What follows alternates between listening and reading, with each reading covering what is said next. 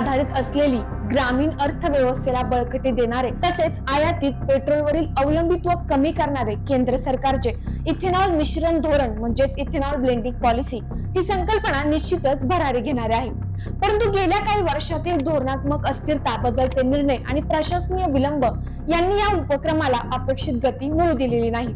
यामुळे साखर उद्योग आणि इथेनॉल उत्पादक उद्योग दोघेही सध्या गंभीर अनिश्चिततेच्या टप्प्यावर आले आहेत. अखेर असे कोणते मुद्दे होते, कोणत्या कारणामुळे सरकार निर्णय घेऊ शकत नाहीत, पाहूयात आजच्या या खास व्हिडिओमधून. नमस्कार शेतकरी बंधू आणि भगिनींनो, पालवी अॅग्रिको मधून मी मोनिका आपल्या सर्वांचं आजच्या महत्वपूर्ण मका पीक बाजारभाव विषयक व्हिडिओमध्ये हार्दिक स्वागत करते. भारत हा जगातील दुसऱ्या क्रमांकाचा ऊस उत्पादक देश मानला जातो. देशातील सुमारे 5 कोटी शेतकरी थेट व अप्रत्यक्षपणे ऊस शेतीशी जोडलेले आहेत. पण दरवर्षी साखरेचे अतिरिक्त उत्पादन, निर्यात मर्यादा आणि जागतिक दरातील अस्थिरता यामुळे साखर कारखाने तोट्यात चाललेले पाहायला मिळाले. यावर उपाय म्हणून केंद्राने 2018 पासून इथेनॉल ब्लेंडिंग कार्यक्रम जोरात राबविला. उद्दिष्ट हेच होतं की पेट्रोलमध्ये इथेनॉलचे मिश्रण वाढून 2025 पर्यंत E20 म्हणजेच 20% इथेनॉल मिश्रण साध्य करणं.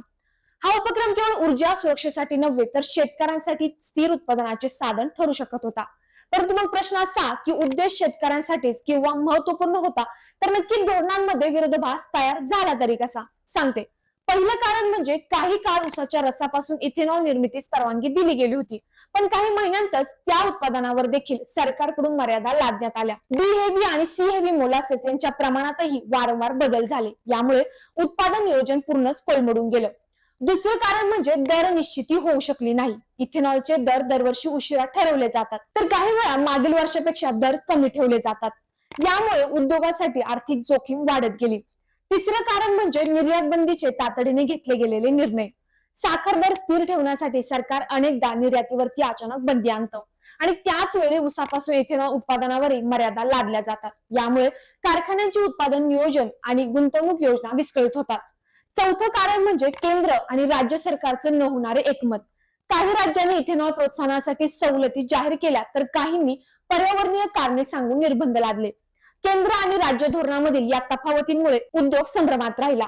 यासाठी सरकारने ठोस पावलं उचलणं गरजेचं आहे. जसं की फिक्स केलेलं धोरण कमीत कमी 5 वर्षांसाठी तरी कायम निश्चित ठेवावं.